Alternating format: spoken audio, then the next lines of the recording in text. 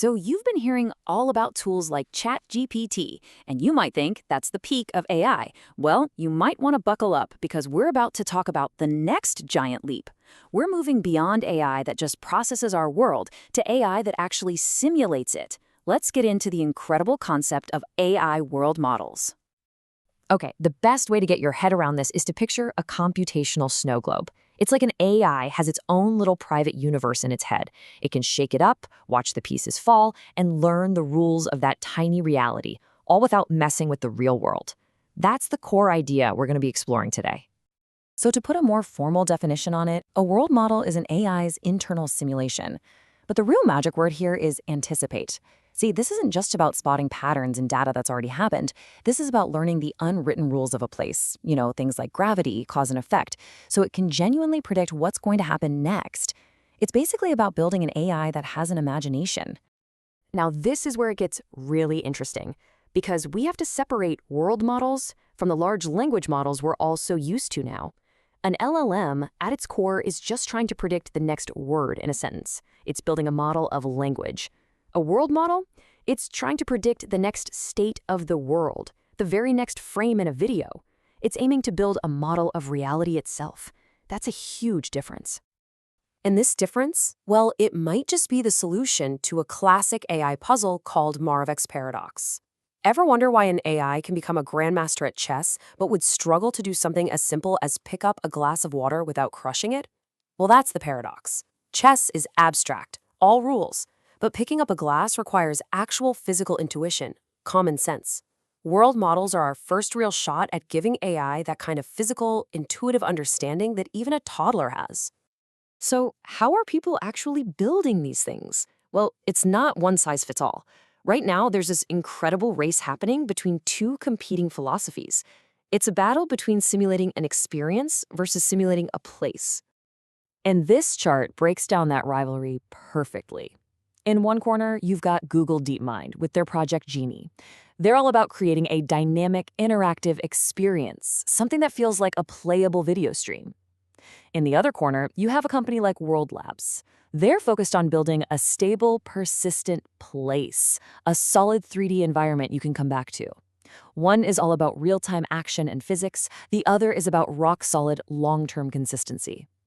So let's look at Genie for a sec. This thing is wild. It can take a single image, we're talking even a kid's crayon drawing, and just spin it up into a playable little video game world.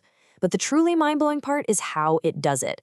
It learns physics, like real-world physics, just by watching millions of random videos from the internet.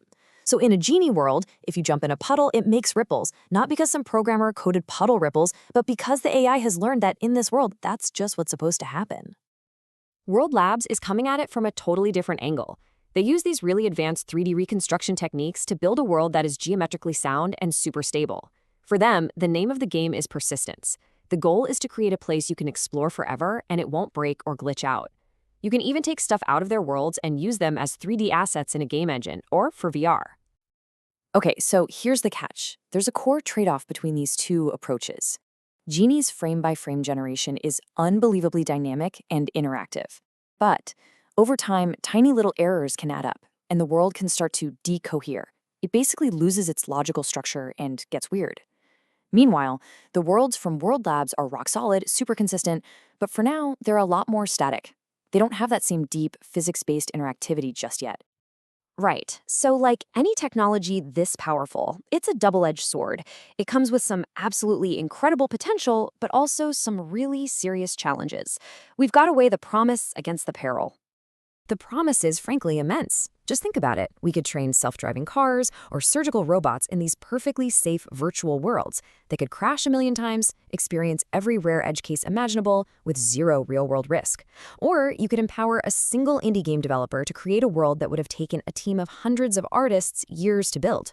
We're even talking about scientific digital twins, incredibly detailed simulations of our planet's climate, or even the human body to speed up research. But maybe the most profound application is this right here. These world models can generate a nearly infinite amount of perfectly labeled synthetic data.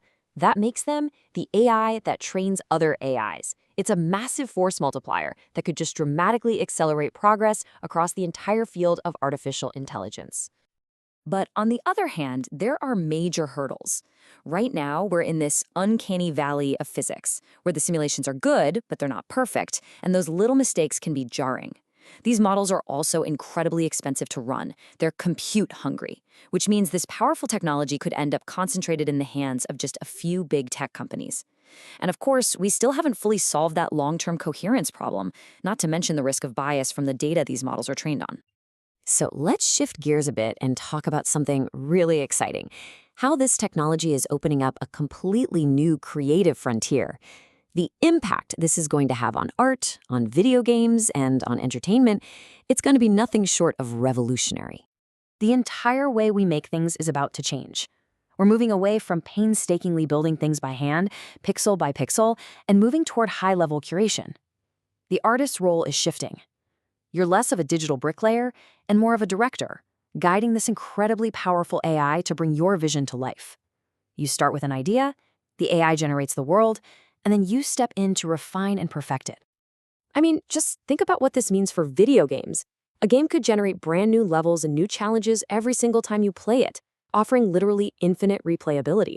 And for filmmakers, they could create an entire virtual movie set just from the script, letting them walk around in VR to plan out every shot and camera angle before a single physical set is ever built. And you know, this is the technology that might finally make that big science fiction dream a reality.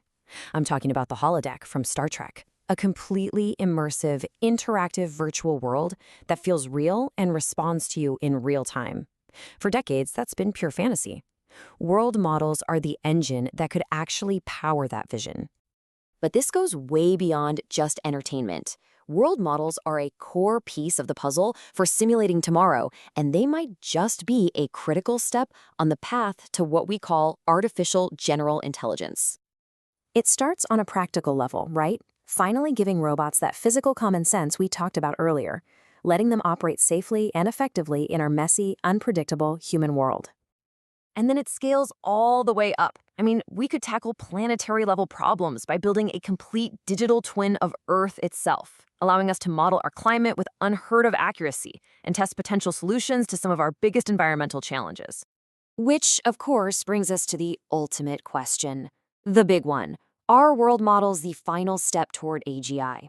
Now, many of the top minds in AI, people like Yann LeCun, Demis Hassabis, they all seem to believe that an AI's ability to build a predictive model of its own environment isn't just helpful, it's a non-negotiable prerequisite for true intelligence.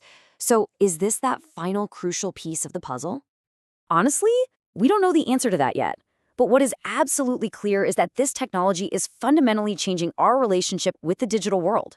For science, for art, for exploration, we are moving beyond just looking at screens. We are learning to step inside the picture.